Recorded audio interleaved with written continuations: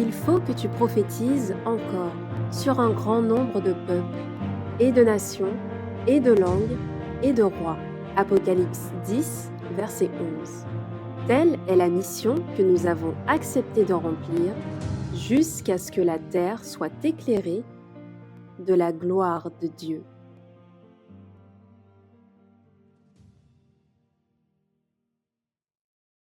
Privilège, notre Dieu, notre Père, toi le Créateur des cieux et de la terre, de nous avoir rassemblés. Quelle paix, quelle joie pour tous ceux qui se sont réunis en ce sabbat, dans ce lieu où nous sommes venus pour recevoir tes enseignements, pour te louer, pour nous réjouir de ta présence et surtout pour être instruits, pour être enseignés. Ce matin, nous te bénissons, nous te rendons grâce et gloire, et nous voulons aussi exalter le nom de ton bien-aimé, le Saint d'Israël, Jésus-Christ, l'unique engendré. Merci de nous accorder le privilège de ta présence parmi nous, conformément à la promesse de Jésus-Christ. Alors que du plus petit au plus grand, nous sommes présents ce matin, réalise pour nous ta volonté, afin que nous entendions, que nous écoutions, que nous comprenions et que nous soyons sanctifiés par les paroles qui viendront de la bouche de ton serviteur, notre pasteur Bolot, afin que ton bon esprit réalise en nous cette sanctification. Merci de ce que nous sommes réunis, rassemblés pour ce moment spécial. Réalise pour chacun, au-delà de ce qu'il attend, au-delà de ce qu'il espère. Et merci encore de nous faire du bien, Éternel, notre Dieu.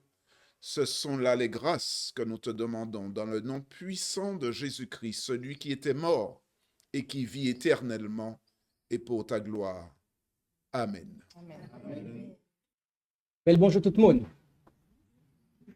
Encore une fois, je vous souhaite un très bon sabbat dans le nom du Seigneur pour ceux qui nous ont rejoints en cours de route.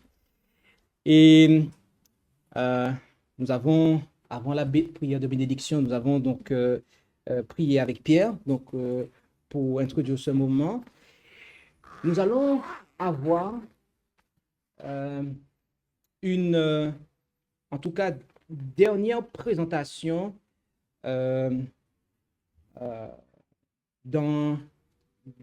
pour la matinée de ce séminaire, bien que cet après-midi va venir ponctuer véritablement cette série. Nous vous invitons à être des nôtres, à ne pas manquer cela aussi. Nous sommes dans un moment, une série de présentations qui est intitulée comment? Prophétise encore. C'est une commission que nous trouvons où? Apocalypse 10, verset 11, c'est exact.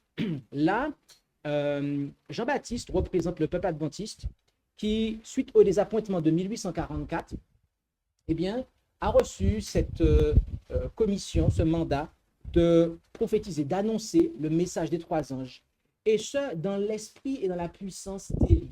En effet, nous avons vu que Élie doit revenir pour restaurer, rétablir toutes choses. Nous avons vu que Jean est venu dans l'esprit et la puissance d'Élie pour préparer la première venue de Jésus, et que, eh bien, il doit y avoir, avant le retour de Jésus, une œuvre qui doit être faite dans l'esprit et dans la puissance d'Élie. Et ce matin, dans la première partie de cette matinée, nous avons vu qu'Élie doit restaurer, lorsqu'il vient, il doit restaurer ou rétablir toutes choses. Nous avons vu que le terme qui est employé à deux reprises, que ce soit apokatistemi ou apokatistano, eh bien, il a pour sens notamment de guérir, d'accord, dans son application.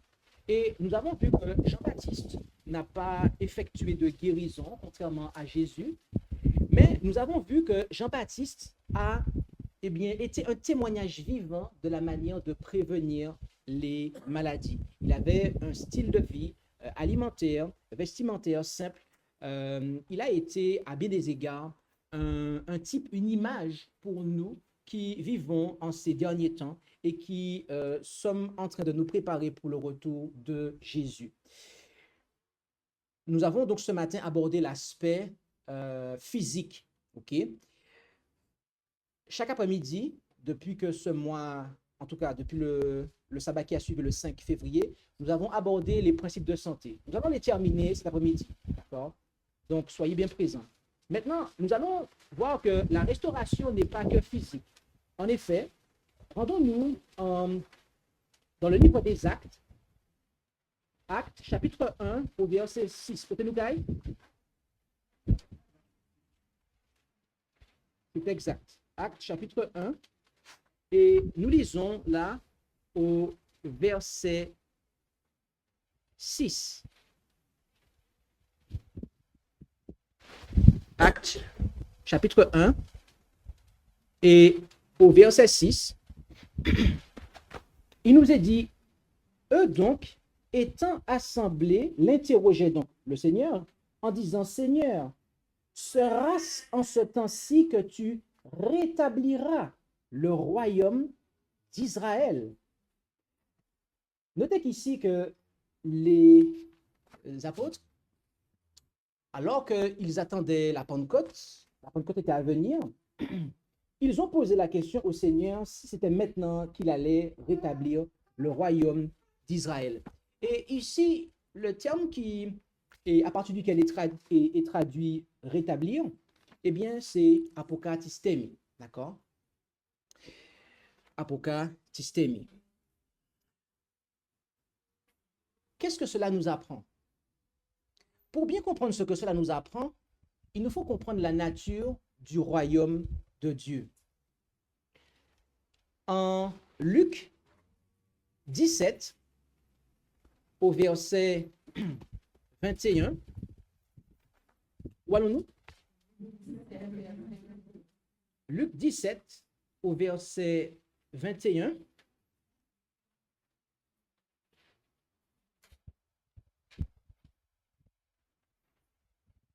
Il est dit, et on ne dira point, et je vais lire à partir du verset 20, et les pharisiens lui ont demandé quand le royaume de Dieu viendrait.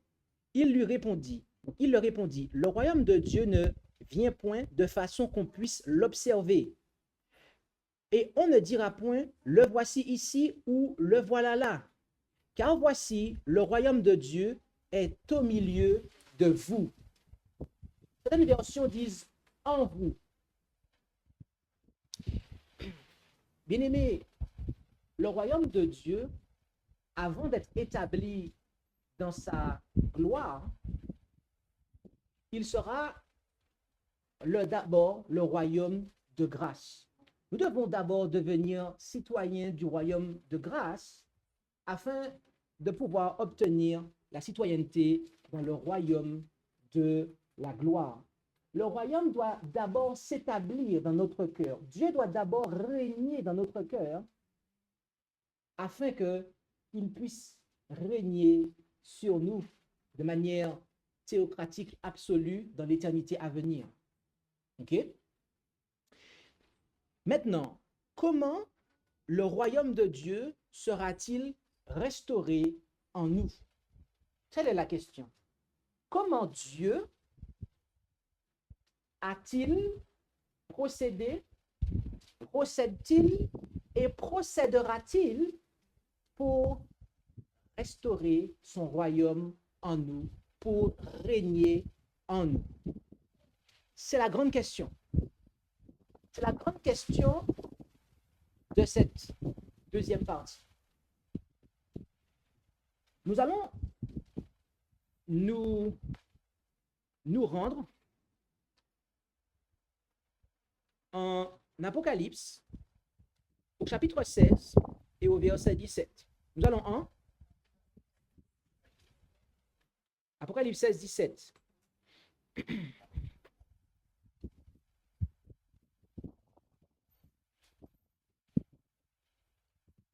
Il nous est dit ici, et le septième ange versa sa coupe dans l'air, et il sortit du temple du ciel une grande voix émanant du trône, qui disait sans effet. Notez que dans le ciel, il y a un temple. Et que dans ce temple, il y a un trône.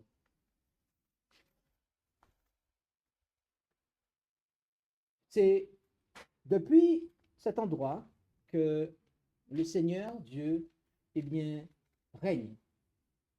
C'est là que se trouve son trône, le centre de commandement, depuis lequel il règne sur l'univers.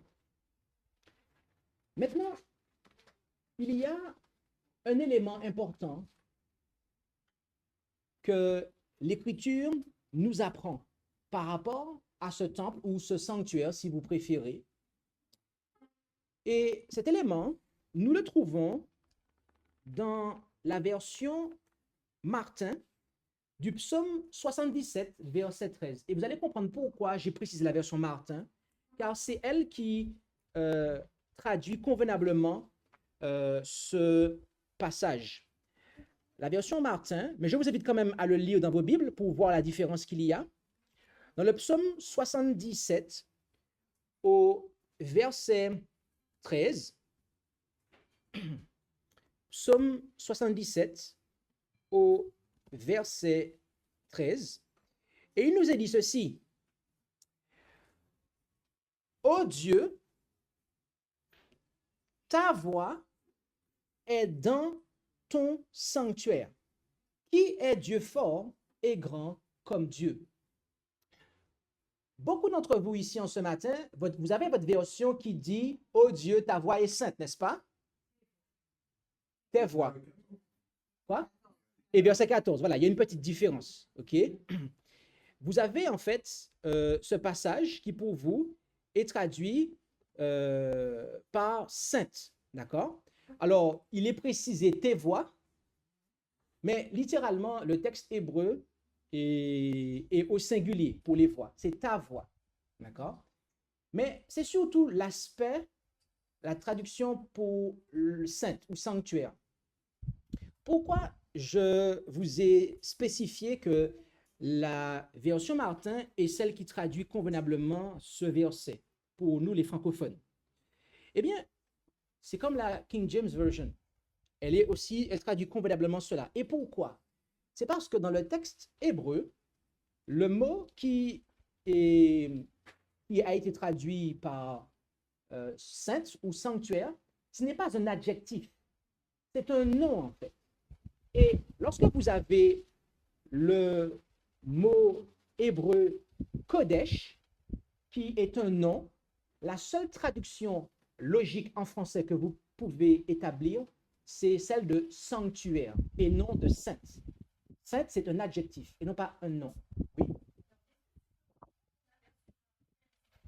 La version Martin dit « Ô Dieu, ta voix est dans ton sanctuaire ».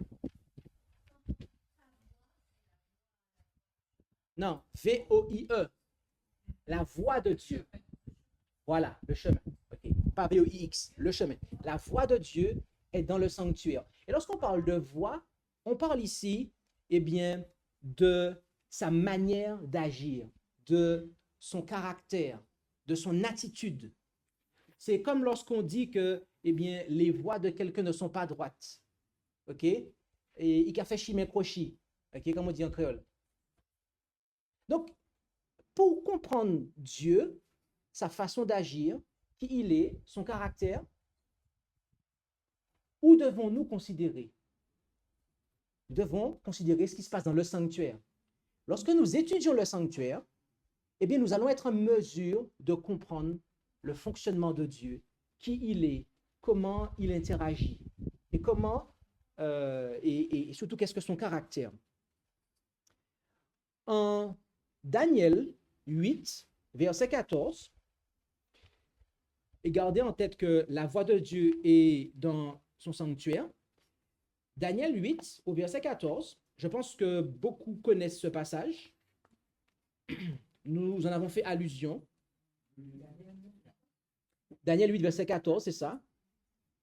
Et il me dit jusqu'à 2300 soirs et matins, puis le sanctuaire sera purifié. J'aimerais là encore vous partager des éléments linguistiques. Il est important que nous enseignions la parole de Dieu et que nous ne fassions pas que la prêcher. D'où le fait que nous nous évertions à faire des clarifications linguistiques pour que le peuple soit un peu plus savant en la matière. Ici, les traducteurs ont mis que le sanctuaire sera purifié. Le terme hébreu qui est présent ici et qu'ils ont traduit par purifié est tsadak. OK? Tsadak. T-S-A-D-A-K. Si nous le transcrivons. Et tsadak, ses traductions principales et essentielles ne sont pas purifiées, mais de justifier, rendre juste. Voilà quelle est une traduction littérale de ce verset. Eh bien, donne que le sanctuaire sera justifié.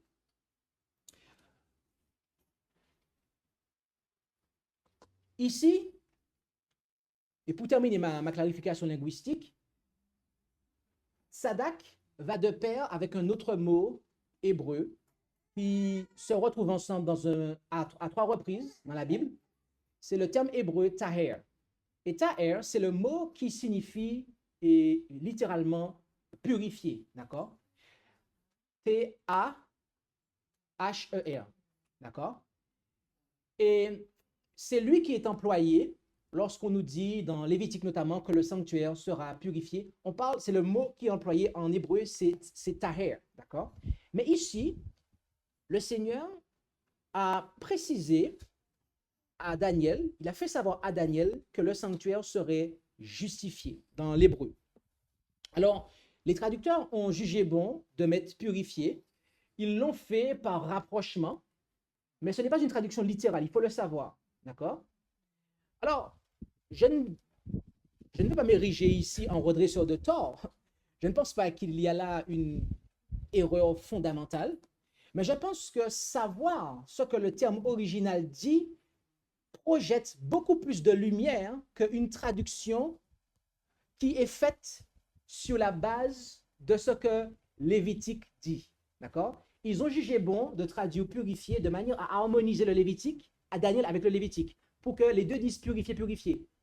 Mais je pense que si Dieu a fait en sorte que Daniel soit au courant que le sanctuaire serait justifié, il y a une lumière intéressante et très importante pour nous. Rappelez-vous une chose, c'est que le Seigneur, il est dans le sanctuaire assis sur son trône. D'accord? De ce fait, ses voix sont dans son sanctuaire. Et on apprend qu'à l'issue des 2300 soirs et matins, le sanctuaire, là où se trouvent les voix de Dieu, cela sera justifié. Vous avez compris?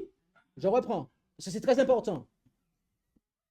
Le Seigneur Dieu, il gouverne l'univers depuis son trône qui est situé dans le sanctuaire. Nous avons appris que la voix du Seigneur est dans son sanctuaire. Et nous apprenons qu'à l'issue des 2300 soirs et matins, le sanctuaire, là où se trouvent les voix de Dieu, seront justifiés. Donc, sera justifié. Donc, le royaume de Dieu sera justifié. Non, justifié, sadak. Justifié, rendu juste. J'ai une question à vous poser. Quel est l'intérêt pour que Dieu soit justifié? D'ailleurs, au passage, avant que vous me répondiez, d'où le fait que Apocalypse 14, verset 7, donc le premier ange des trois, et il précise 14, verset 7, il dit: craignez Dieu, donnez-lui gloire, car l'heure de son jugement est venue. Notez que c'est le jugement de Dieu. Certes, Dieu va juger, mais la traduction permet les deux interprétations, que c'est aussi Dieu qui est jugé. Pourquoi Dieu doit-il être jugé? Pourquoi le royaume de Dieu doit-il être justifié? Par rapport aux accusations de Satan. On va effectivement aller en douceur pour ceux qui ne connaissent pas. Nous allons nous rendre en Ésaïe 14. Ésaïe 14.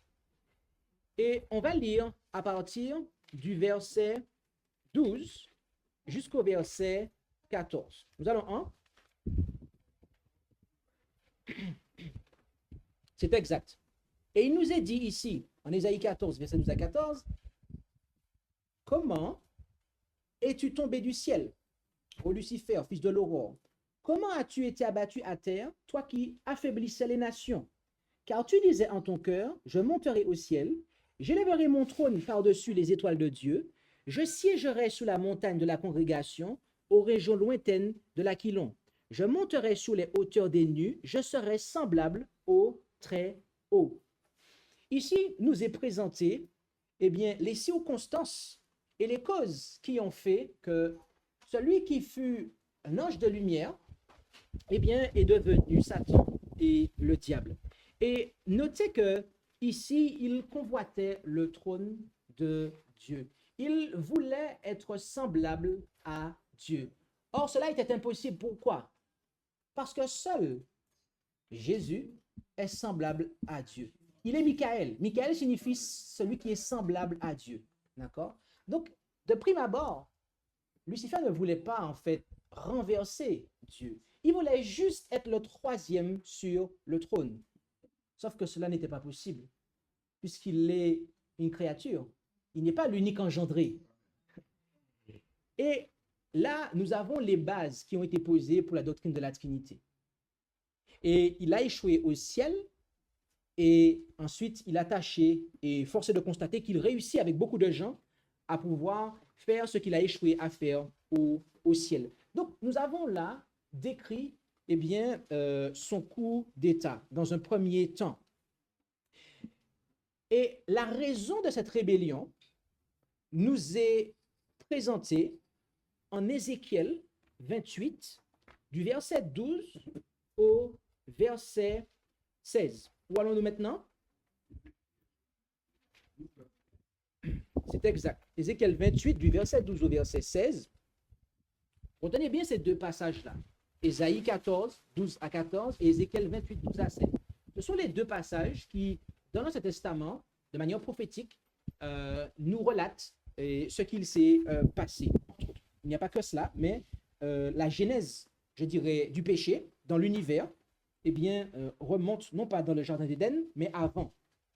On nous dit, en Ézéchiel 28, du verset 12 à 16, Fils de l'homme prononce une complainte sur le roi de Tyr. Là, on va symboliquement parler du roi de Tyr, mais en réalité, cela fait référence justement à Lucifer, au diable. Et lui dit, ainsi a dit le Seigneur l'Éternel, tu étais le couronnement de l'édifice, plein de sagesse, parfait en beauté. Tu te trouvais dans l'Éden, le jardin de Dieu. Tu étais couvert de pierres précieuses, de toutes sortes, la sardoine, la topaze, la chalcédoine, le chrysolithe, l'onyx, le jaspe, le saphir, l'escarboucle, l'émeraude et l'or. Les tambours et les flûtes étaient à ton service, préparés pour le jour où tu fus créé. Je t'avais établi comme chérubin protecteur aux ailes déployées. Tu étais sur la sainte montagne de Dieu, tu marchais au milieu des pierres de feu. Notez qu'il était un chérubin protecteur aux ailes déployées. Notez bien cela, hein, et gardez-le dans un coin de votre esprit. Ok? On y reviendra. Tu fus intègre dans tes voies depuis le jour où tu fus créé jusqu'à ce que l'iniquité ait été trouvée en toi. Au milieu de ton riche commerce, ton cœur s'est rempli de violence et tu devins coupable. Je te précipiterai de la montagne de Dieu, je te détruirai, ô chérubin protecteur, du milieu des pierres de feu. Nous avons dit qu'il était un chérubin protecteur. Dans le sanctuaire, il y avait 3 endroits. À l'extérieur, le parvis, là se trouvait l'autel des holocaustes et la cuve d'airain. Ensuite, on rentrait dans le lieu saint, la première partie, couverte. Là, sur notre droite, il y a la table de proposition. À gauche, le chandelier. Et en face, l'autel où s'élevait l'encens, les parfums. Et derrière le voile, on entrait dans le lieu très saint, et là se trouvait l'arche de l'alliance, laquelle avait été fabriquée pour, et c'était là son objet principal, contenir les tables de l'alliance qui portent ce nom parce que sur elles avaient été inscrites les paroles de l'alliance. Donc, les 10 commandements. Donc, les 10 commandements ont été inscrits sur des tables. Ces tables sont devenues les tables de l'alliance. Ces tables ont été placées dans une arche et cette arche est devenue l'arche de l'alliance. Il y avait au-dessus, je fais l'impasse sur le fait qu'il y avait le pot de main, la Vierge d'Aaron, etc. Et dessus, il y avait en fait un propitiatoire. Et sur ce propitiatoire, à l'extrémité, il y avait 2 chérubins protecteurs aux ailes déployées qui regardaient en direction du propitiatoire. Les chérubins protecteurs, à la lumière du sanctuaire, nous comprenons que ce sont des anges qui ont pour fonction de protéger le gouvernement de Dieu, de protéger, eh bien, sa voix, de protéger sa loi. Donc, nous comprenons que Lucifer était un chérubin protecteur, c'est-à-dire un ministre de la justice. Et que la loi qui, jusqu'alors, il défendait, eh bien, il s'est mis jadis, un jour, à pouvoir être son détracteur. Il s'est mis à en être son détracteur. Et dès lors, il a remis en question le fondement même du trône de Dieu. Il s'est mis à accuser Dieu. Lorsque vous passez d'un chérubin protecteur à Satan, lorsque vous passez de Lucifer au diable, qui signifie celui qui s'oppose à Dieu, très précisément l'adversaire, l'accusateur, pour le dernier, eh bien, c'est que vous en voulez et vous remettez en question la loi de Dieu. Il a donc accusé Dieu et s'est opposé à lui par ses accusations. Et dès lors, le royaume de Dieu, de par ce coup d'État, eh bien, était en besoin d'être justifié. La voix de Dieu, qui se trouve être dans le sanctuaire, devait être justifiée. Mais alors, comment Dieu va-t-il s'y prendre? Comment cela va-t-il s'opérer?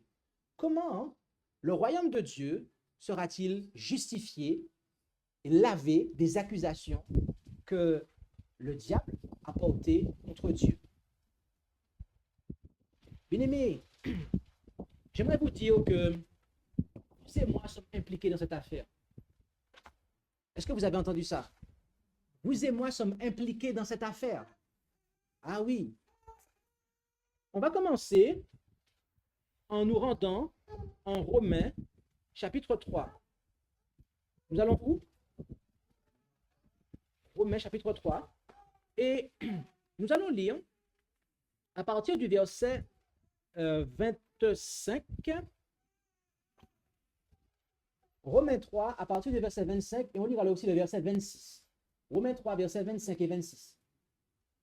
Romains, chapitre 3, versets 25 et 26. Et là, il nous est dit ce qui suit. Donc, Christ Jésus, à la fin du verset 24, que Dieu, verset 25, avait destiné à être une propitiation par la foi en son sang, afin de manifester sa justice. Notez bien cela. Donc, Dieu, afin de manifester sa justice par le pardon des péchés.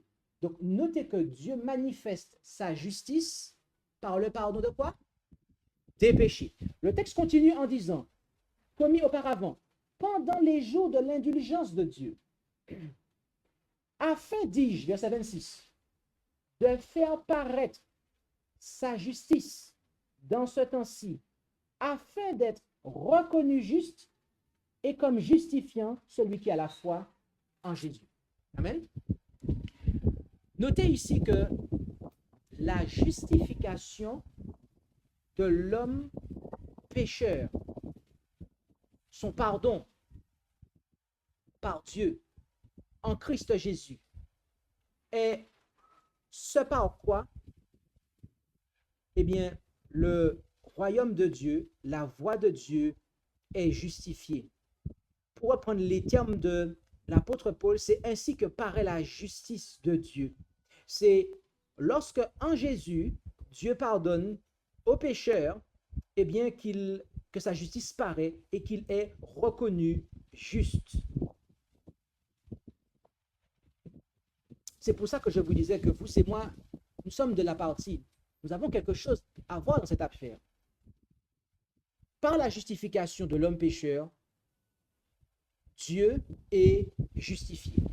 Mais alors, comment cette justification s'opère-t-elle? On va faire une pause, vas-y.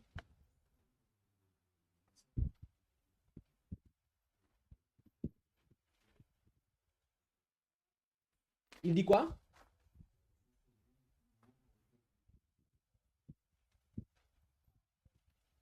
Et second dit quoi?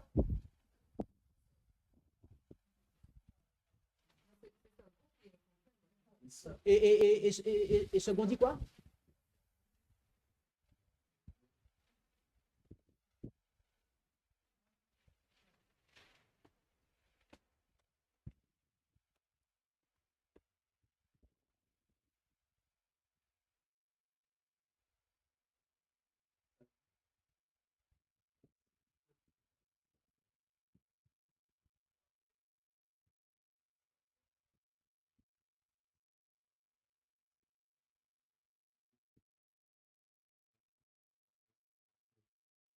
Donc, il dit pas manifester sa justice par le pardon.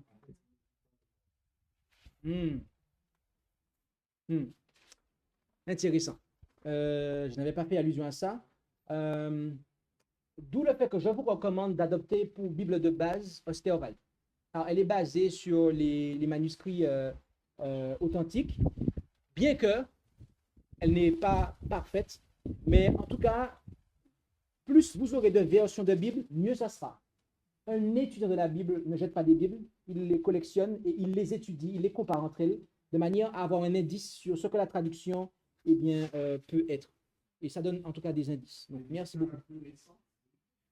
Alors, celle qui est commercialisée en ce moment, c'est la Osterwald 2018. La 96 et la 2008 ne sont plus commercialisées. D'accord? Revenons donc à la présentation avec cette clarification. Oui.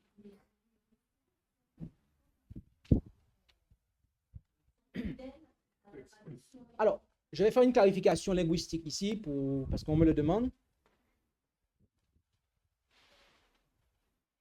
Il faut savoir une chose, c'est que second n'est pas un mauvais traducteur. D'accord? Second n'est pas un mauvais traducteur. Le problème avec la version second, c'est que le manuscrit qui est traduit n'est pas le manuscrit des Massorettes et le Textus Receptus, c'est-à-dire les textes originaux en fait. D'accord? Second a traduit des manuscrits qui sont arrivés tard dans l'histoire et qui ne sont pas en accord avec les manuscrits historiques et majoritaires. C'est comme si vous donnez à un excellent maçon un ciment de piètre qualité avec un sol qui est complètement instable. Le meilleur maçon du monde, il aura beau construire la meilleure structure, si le ciment est de piètre qualité et que le sol est de piètre qualité, la structure aura beau être conçue par le meilleur des maçons, ça va s'écrouler. Donc, c'est ça le problème avec Second, en fait. Okay? C'est que c'est le manuscrit qu'il traduit. Okay? Maintenant, à contrario, vous avez des Bibles qui sont traduites à partir des bons manuscrits, comme Osterwald, Martin. Et par exemple, Martin, lui, il y a des fois, il va traduire les choses selon sa compréhension. Par exemple, il va dire au jour du Seigneur, il va le traduire au jour du dimanche. Parce que Martin pensait que le jour du Seigneur était le dimanche. D'accord? Donc, il nous faut avoir un équilibre. Il nous faut avoir un équilibre. Certaines fois, dans mes présentations, je vais citer Second. Parce que le verset en question, c'est Second qui le traduit convenablement, contrairement à Osterwald et Martin. Voilà. Donc, mais il nous faut juste savoir ça. Il nous faut juste savoir quelle Bible qui est basée sur le manuscrit originaux et quelles Bibles ne le sont pas. C'est bon?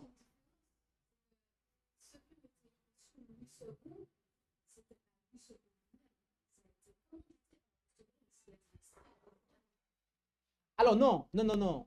C'est Second qui a fait le travail. Second, c'était un protestant, c'était pas un catholique.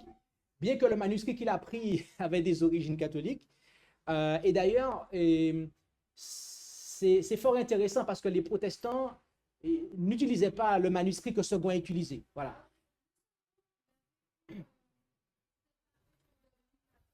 Non, non, non, non, non. Là, on parle des années 1900, début des années 1900, en fait. D'accord? Oui, oui, voilà. OK. Mais on pourra revenir sur ça tout à l'heure. Donc, nous avons vu que par Jésus-Christ, en nous procurant le pardon des péchés, eh bien, Dieu est reconnu comme étant juste. Lorsqu'il justifie l'homme pécheur par Christ, Dieu est reconnu comme étant juste. D'accord? Par la justification de l'homme pécheur en Christ, Dieu est reconnu comme étant juste. Donc la justification de Dieu passe par la justification de l'homme pécheur. D'accord? Maintenant, comment s'opère cela? Nous allons ici introduire ce que nous allons commencer à voir la semaine prochaine. Parce que la semaine prochaine, je serai encore avec vous. Vous allez devoir me supporter encore. Si vous dites Amen, gloire à Dieu. Nous allons donc commencer à voir et ce que nous allons creuser à partir de la semaine prochaine. Nous allons nous rendre en Romains 4, Romains chapitre 4, un chapitre plus loin donc que Romains 3, Romains 4, et nous allons lire à partir du verset 3 jusqu'au verset 5. Romains 4, 3 à 5, où il nous est dit, car que dit l'Écriture? Abraham crut à Dieu et cela lui fut imputé à justice. Or, le salaire de celui qui travaille est regardé non comme une grâce, mais comme une dette. Mais pour celui qui ne travaille point, mais qui croit en celui qui justifie l'impie, sa foi lui est imputée à justice. Ici, on nous dit que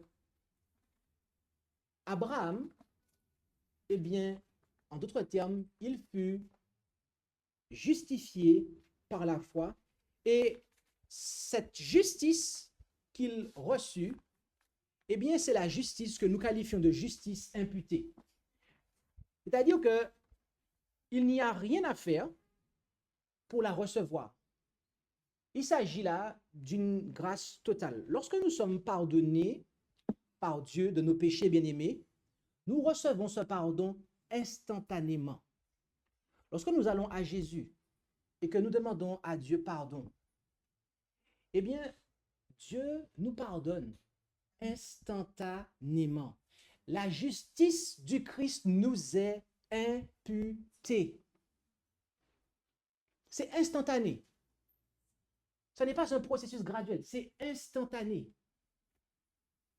C'est comme si vous receviez un virement instantané sur votre compte, sans rien faire de la part de quelqu'un. La somme vous est imputée, elle est à vous. Cette justice nous est imputée, elle est à nous. Nous n'avons pas œuvré pour l'avoir. Ça, c'est le pardon des péchés.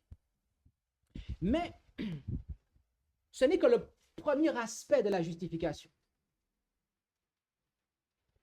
Plus loin, au chapitre 6, Paul va revenir à la charge sur cet aspect et il va nous donner le deuxième aspect. En Romains, chapitre 6, de Noukaï, à partir du verset 18, on lira. Romains 6, verset 18, il est dit, or, ayant donc été affranchis du péché, vous êtes devenus les esclaves de la justice. Bien-aimés, est-ce que vous savez que vous et moi, nous sommes... L'esclavage est fini en Martinique, n'est-ce pas? L'esclavage est aboli. Sur le papier. Bon, il semble que là, j'amorce une conversation politique. Mais rassurez-vous, je ne suis pas politicien. Vous savez, l'esclavage a beau être aboli sur le papier, nous sommes toujours esclaves. tout le monde ici sur la terre est esclave. Maintenant, il nous faut choisir quel maître nous voulons servir. Ah ouais. Lorsque nous ne sommes pas en Christ, eh bien, nous sommes condamnés à pécher. Et à ce moment-là, nous sommes sous la servitude du péché. Mais lorsque nous sommes en Christ, nous devenons alors esclaves de la justice. Nous sommes abandonnés à Christ pour être ses serviteurs, de manière à ce qu'il puisse régner sur nous. Car son joug est doux. Son fardeau est doux et léger. Il y en a qui n'aiment pas Jésus.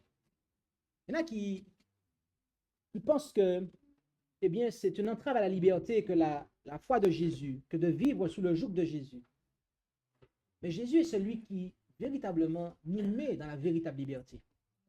Et au verset 19, il poursuit en disant, « Je parle suivant l'usage des hommes, à cause de l'infirmité de votre chair. » Donc là, Paul nous précise qu'il va parler de manière à se faire comprendre par nous.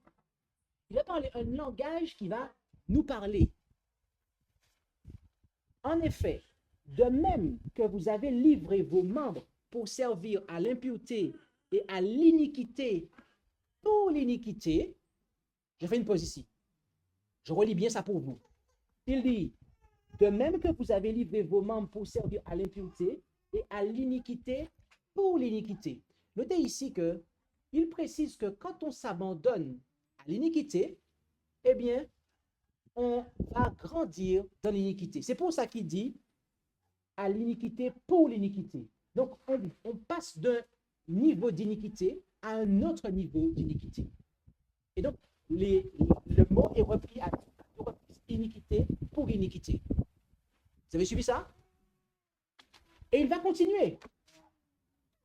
Ainsi, donc, on va avoir le même processus de pensée se répéter, normalement. Livrez-les maintenant comme esclaves à la justice pour la sainteté. Notez que Paul ne dit pas, normalement, il aurait dû dire, livrez-les comme esclaves à la justice pour la justice. Parce que tout à l'heure, il a dit à l'iniquité pour l'iniquité. Mais ici, il précise quelque chose dans notre intérêt, pour notre compréhension. Il précise que quand on s'adonne à la justice, quand on se livre à Christ et que l'on reçoit le pardon des péchés véritablement, eh bien, à ce moment-là, nous passons de la justice à la sainteté, c'est-à-dire la sanctification. Donc, ici, nous comprenons que la sanctification est la deuxième partie de la justification, et celle-ci n'est pas la justification, la justice imputée, mais à contrario, nous allons la qualifier de justice impartie, celle qui nous est, autrement dit, communiquée. La justice imputée, qui est le pardon des péchés, qui est une œuvre qui est instantanée, et la justice impartie, qui est la sanctification, celle qui est communiquée et qui est l'œuvre d'une vie que nous vivons en Christ. D'accord? Voilà quelles sont les deux étapes de la justification. Et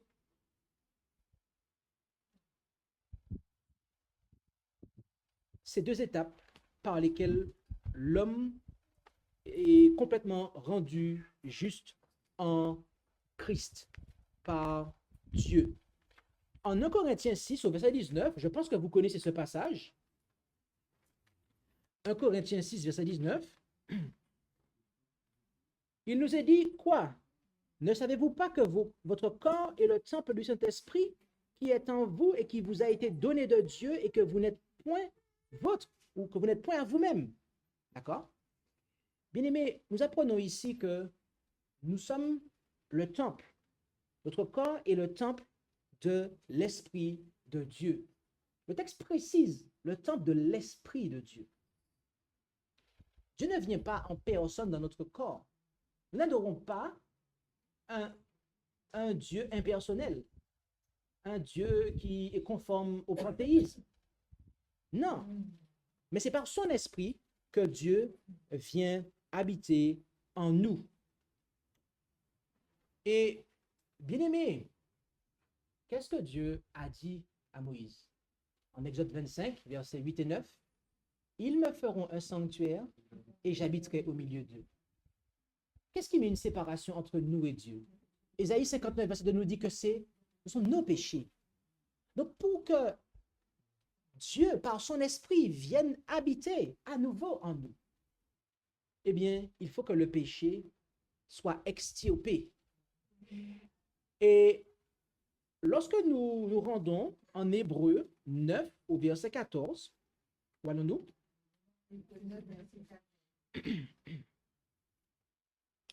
Il nous a dit ceci, en Hébreu 9, verset 14, et toujours dans le jargon du sanctuaire. Car rappelez-vous, la voix de Dieu est dans son sanctuaire. Il est dit, car si le sang des taureaux et des boucs et la sang de la génisse qu'on répand sur ceux qui sont souillés les sanctifie quant à la pureté de la chair, verset 14, combien plus le sang de Christ, qui par l'Esprit éternel s'est lui-même offert à Dieu sans tache, purifiera-t-il votre conscience des œuvres mortes pour servir le Dieu vivant? Ici, on nous précise que le sang du Christ a pour vertu de purifier, non pas notre chair, mais notre conscience des œuvres mortes. Et cela est répété aussi au chapitre 10, verset 2 d'Hébreu. Autrement, n'aurait-il pas cessé d'être fait? Parce que les adorateurs, une fois purifiés, n'auraient plus eu conscience des péchés. Donc, que devons-nous comprendre ici? Eh bien, ce qui suit. La conscience, c'est la faculté que l'homme a de pouvoir discerner ce qui est bien de ce qui est mal. Et lorsque la parole de Dieu nous dit que le sang du Christ purifie notre conscience, cela signifie que, une fois que cela a lieu, nous n'aurons plus conscience du péché. Nous n'aurons plus de péché sur la conscience. Une fois que le sang du Christ a réellement fait son effet, de manière positive, eh bien, nous n'avons plus de péché sur notre conscience. J'aimerais savoir en ce matin, est-ce que notre conscience nous reproche des choses? Est-ce que nous avons des choses à nous reprocher? Bien-aimés, sachez une chose. Si notre conscience nous reproche des choses, si notre conscience, ne serait-ce que sur un point, ne nous laisse pas tranquille, ce que cette chose-là, qui est sur notre conscience et qui nous dérange, dites-vous que ça, c'est inscrit dans le ciel. Et que pour que ces péchés-là soient effacés dans le ciel, il faut d'abord qu'ils soient effacés ici, en fait. Il faut d'abord que notre conscience soit purifiée du péché.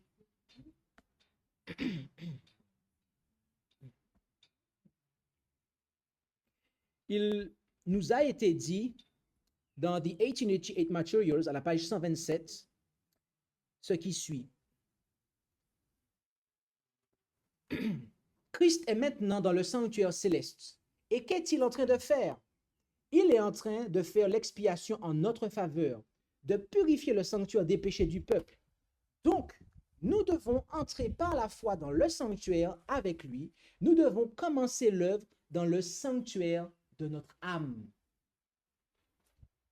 Les véritables disciples de Jésus-Christ sur cette terre sont ceux qui, par la foi, le suivent. Sont ceux qui agissent dans leur âme conformément avec l'œuvre que Christ est en train de faire au ciel. L'œuvre, autrement dit, que Christ fait au ciel, a sa contrepartie dans le temple terrestre qu'est leur âme. Il doit y avoir une synchronisation dans la purification du sanctuaire terrestre de notre âme avec la purification ou la justification du sanctuaire céleste.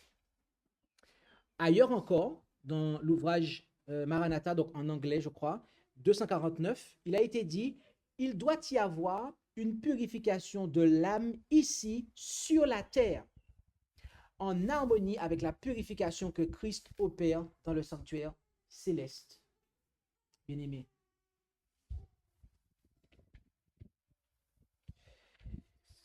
Voyez-vous, c'est en raison du fait que cette purification de la conscience du péché n'avait pas lieu en Israël ancien, eh bien, que ce peuple, Israël ancien, suivait Satan dans sa rébellion. Rendons-nous pour voir cela en Ézéchiel, retournons en Ézéchiel, cette fois-ci au chapitre 18 et au verset 25 et 29. Voyons-nous.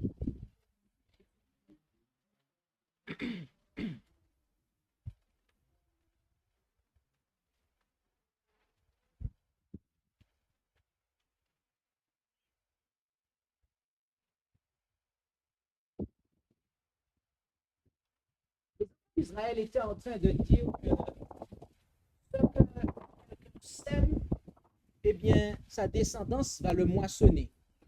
Ils étaient ici en train de... Ils étaient ici en train de décrire la voix de Dieu d'une façon qui n'était pas correcte. Et à ce propos, Dieu va leur dire, verset 25, et vous dites, la voix du Seigneur n'est pas bien réglée. Écoutez maintenant, maison d'Israël, est-ce ma voix qui n'est pas bien réglée? Ne sont-ce pas plutôt vos voix qui ne sont pas bien réglées? Et il continue à leur parler tout au long du chapitre. D'ailleurs, je vous invite à le lire pour vous ce soir quand vous rentrez. Au verset 29, il reprend en disant, cependant, la maison d'Israël dit, la voix du Seigneur n'est pas bien réglée. Sont-ce mes voix, dit le Seigneur, aux maisons d'Israël qui ne sont pas bien réglées? Ne sont-ce pas plutôt vos voix qui ne sont pas bien réglées? Bien-aimés, lorsque nous péchons, lorsque nous pratiquons le péché, nous sommes en train de dire ces paroles-là que nous venons de lire. Avez-vous conscience de ça? Avez-vous conscience de ça? Que lorsque nous péchons, que lorsque nous pratiquons le péché, eh bien, nous sommes en train de dire que les voies de Dieu ne sont pas bien réglées. Nous sommes en train de suivre le diable qui accuse Dieu, qui est en train de jeter la suspicion sur la voie du Seigneur.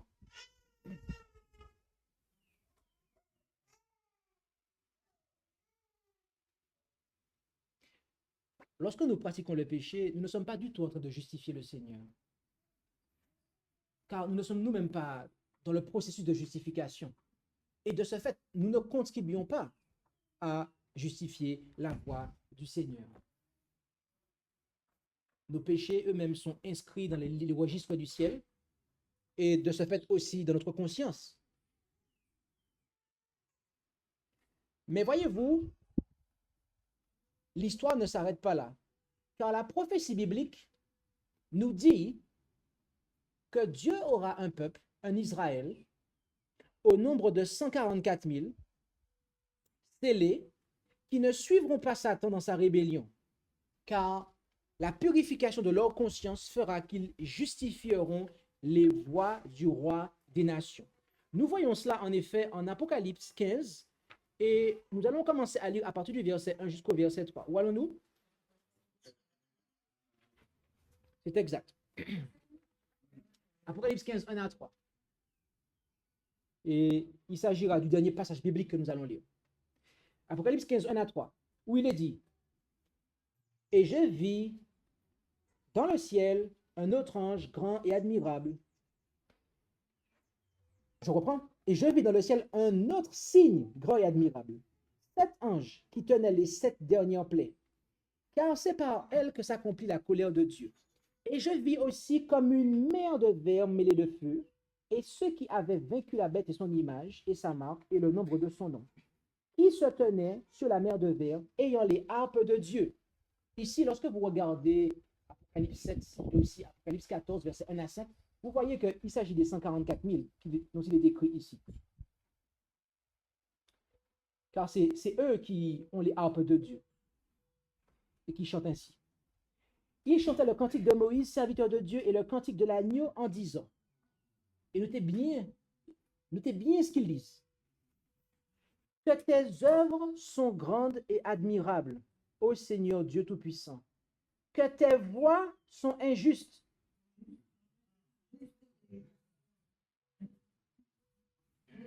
Est-ce qu'on a là un Israël qui remet en question les voies de Dieu?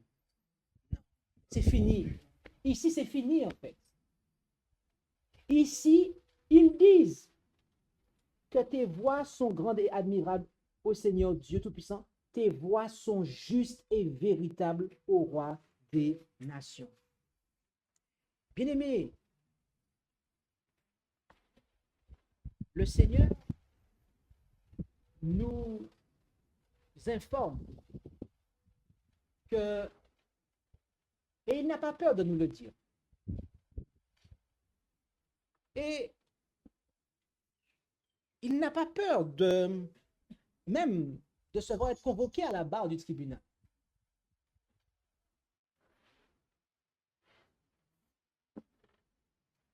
La voix du Seigneur, son royaume, son caractère a été remis en question et il doit être justifié.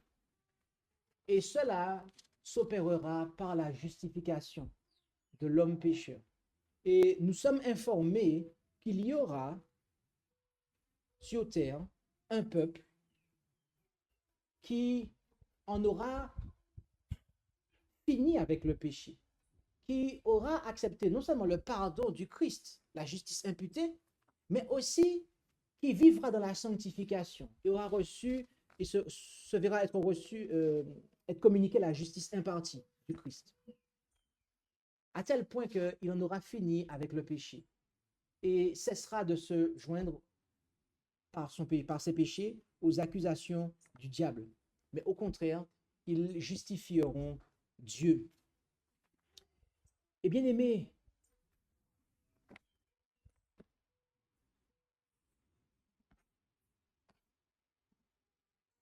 il nous a été dit ce qui suit. Dans la tragédie des siècles, page 530, paragraphe 3, entre autres, le peuple de Dieu devrait comprendre parfaitement le sujet du sanctuaire et du jugement. Vous avez bien cela, hein? Parfaitement. Chacun devrait être au courant de la position et de l'œuvre de notre souverain sacrificateur. Ok? Sans cette connaissance, il n'est pas possible d'exercer la foi indispensable en ce temps-ci, ni d'occuper le poste que Dieu nous assigne. Bien aimé, nous sommes informés de ces choses. Si vous ne l'étiez pas avant aujourd'hui, ce n'est plus le cas.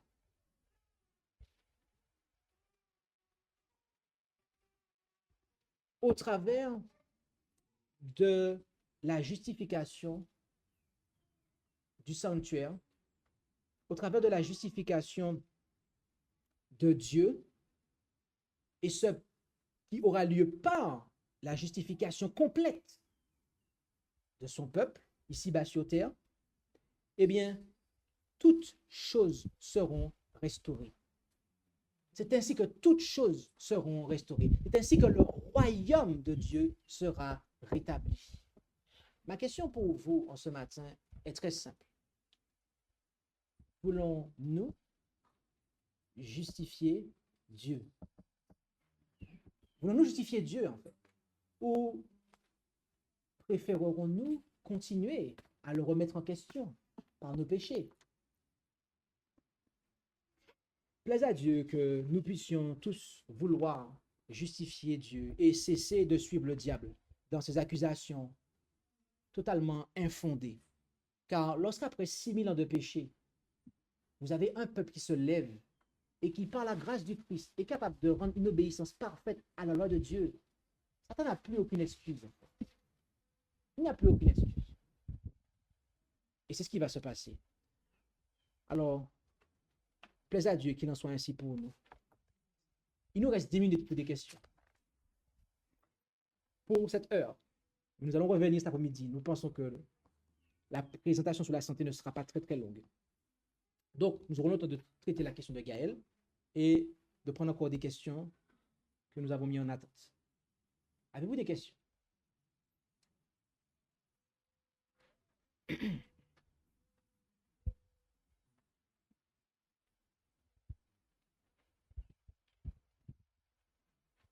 Enfin, est-ce qu'on a un... Par contre, il va falloir se rapprocher parce que ça fait beaucoup de gymnastique.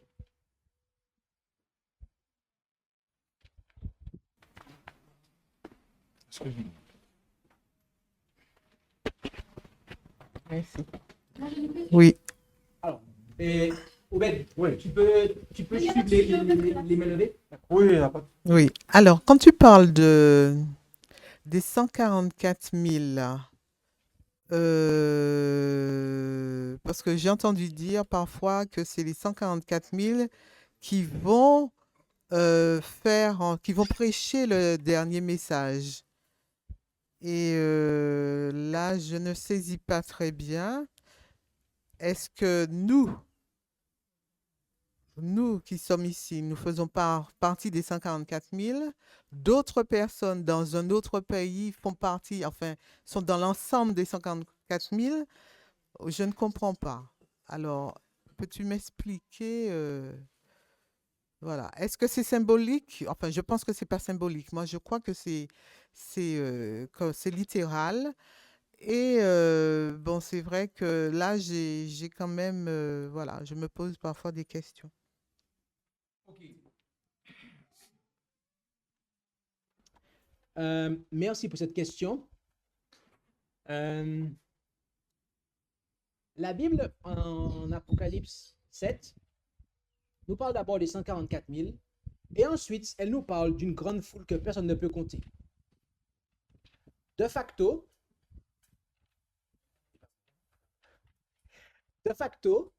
il s'ensuit que les 144 000 sont un nombre littéral. Maintenant, pour rendre courte une histoire longue, il faut savoir que dans le dénombrement biblique, on ne comptait que les hommes. D'accord? Donc, sachant cela, il est hautement probable que les 144 000 ne tiennent pas compte des femmes et des enfants. D'accord? Dans un deuxième temps, le moment du scellement des 144 000 a commencé à compter du début de la proclamation du message des trois anges. C'est-à-dire que vous et moi, nous devons tout faire, nous devons vivre de manière à faire partie des 144 000. D'accord? OK?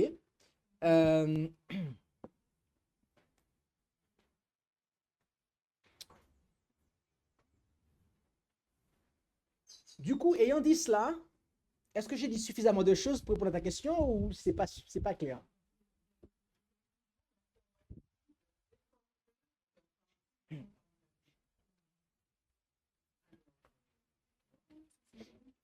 Alors, je vais dire des choses ici qui... Mais avant de dire ça, j'aimerais savoir, est-ce que tu as une question à me poser encore? Ok, d'accord. Parce que j'ai pas envie d'ouvrir trop le sujet. Je pourrais le faire rapidement, mais bon. Et si c'est pas utile, je vais économiser ma salive. Euh, Gaël, tu peux y aller. Ah, oui. Alors, la question, en fait, a nourri, ce qu'elle a dit a nourri une autre question. Est-ce que les femmes, il est écrit dans la Bible que plusieurs fois,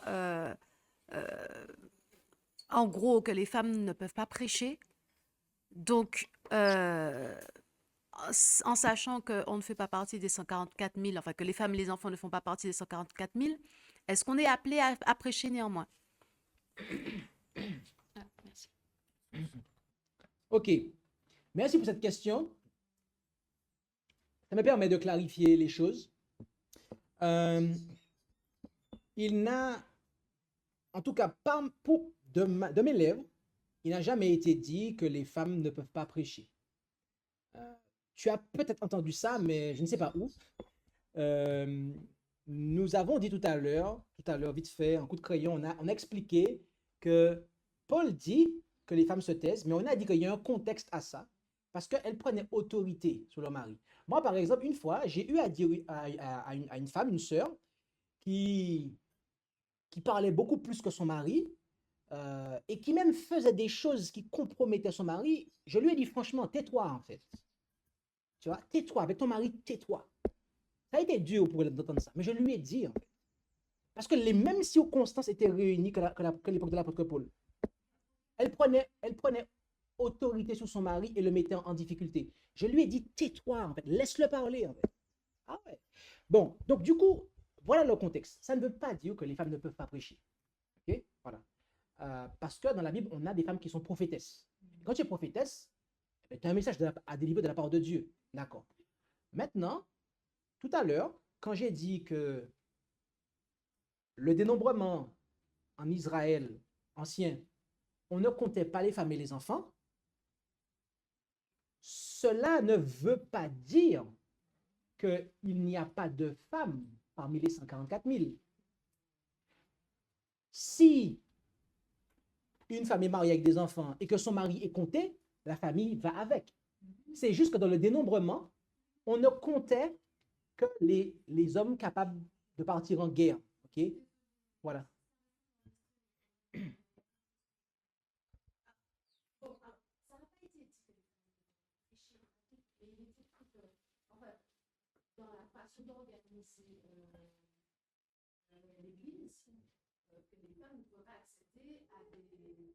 Ah, j'ai compris. Alors, dans le sanctuaire, c'était des sacrificateurs qui accédaient au sacerdoce. D'accord? C'était des hommes. C'est un fait biblique, je dirais même historique. Jésus a choisi pour ministre des hommes. D'accord? Maintenant,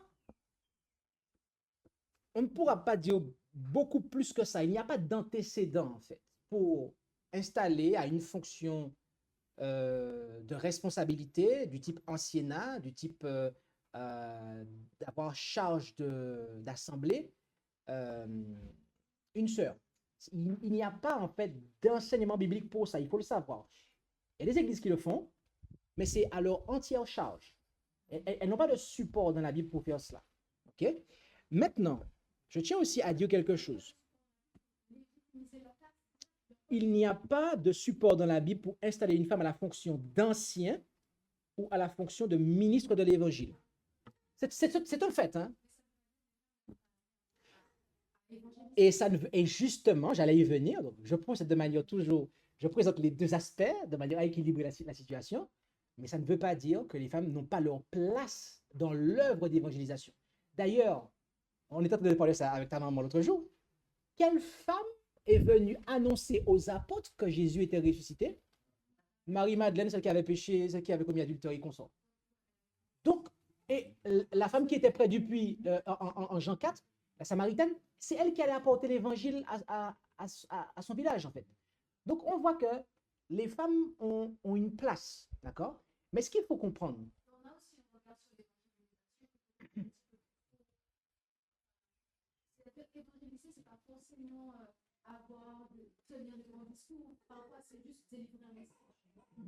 oui, effectivement, c'est beaucoup plus vaste que cela. Mais le point est que, je me pose une question, est-ce que ma réponse suffit? Ok, d'accord. Je me limite, parce que j'aime beaucoup parler, donc je me limite, ok. Tu peux y aller, vas-y.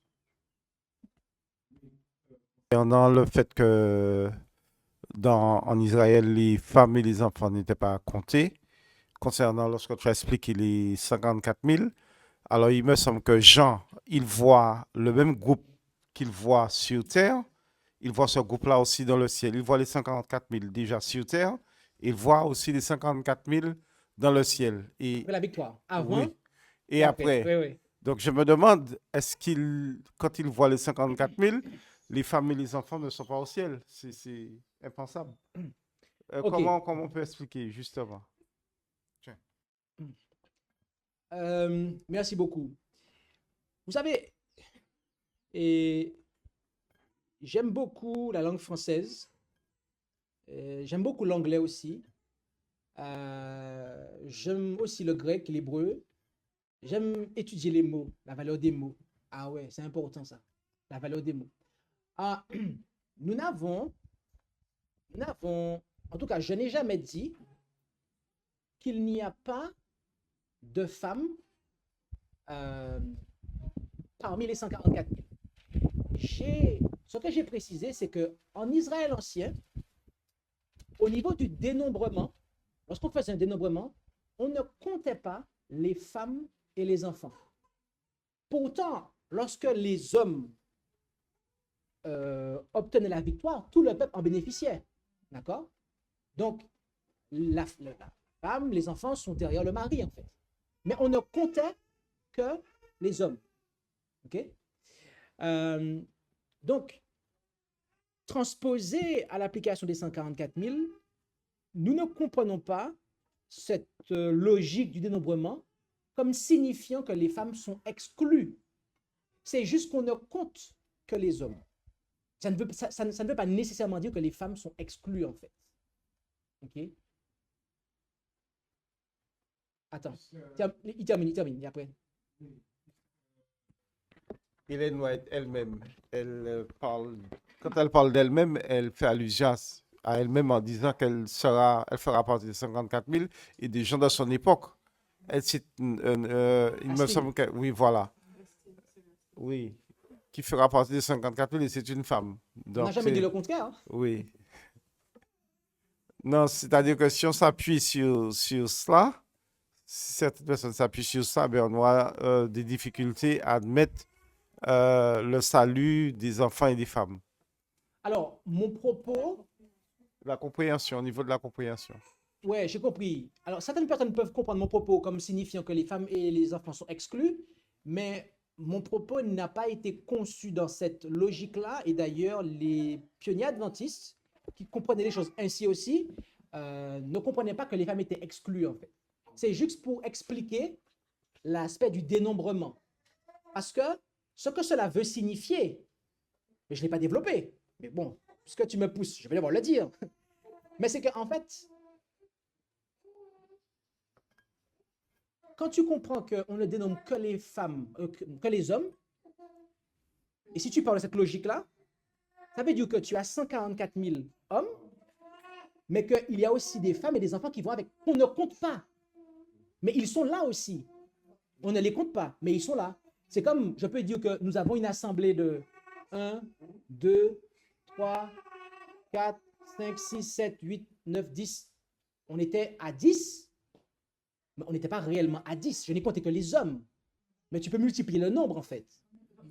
Voilà. Donc, c'est ça, en fait. OK? On va retourner avec Gaël. C'est une question par rapport à ça. Oui, tu peux y aller. Est-ce que c'est à l'époque, ils comptent non seulement les chefs de famille, mais qu'ils comptent seulement les chefs de famille? Parce que peut-être que les hommes non mariés n'étaient pas comptés aussi. Il comptait, je crois que c'était au-dessus de 20 ans, et tout ce qui était en âge d'aller à la guerre. Voilà. Voilà, c'est ça. Ouais, c'est juste pour comprendre, pour vraiment être sûr que c'était vraiment pas seulement la famille, mais Exactement. c'est vraiment les hommes. Ok, d'accord. OK. Est-ce qu'il y a des questions, du coup, par rapport à la présentation?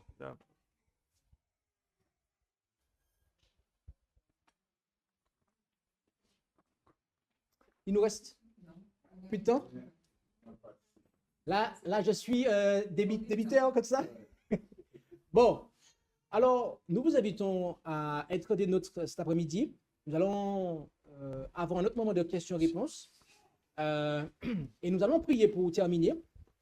Nous vous invitons à prendre la position qu'il convient pour la prière. Père Céleste, nous te remercions de ce que par ta parole prophétique, tu nous invites à pouvoir œuvrer dans l'esprit et la puissance d'Élie afin de restaurer toutes choses, non seulement physiquement, mais aussi spirituellement.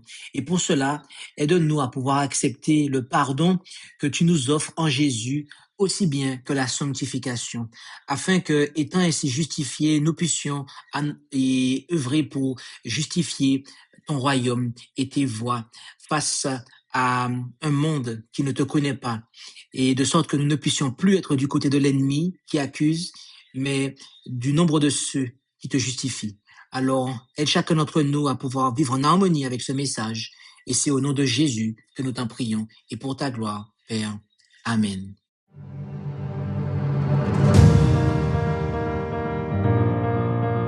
Merci d'avoir écouté cette présentation. Si vous souhaitez prendre part à la mission que Jésus-Christ confia à notre Église, contactez-nous via les coordonnées présentes sur la page à propos de notre chaîne YouTube.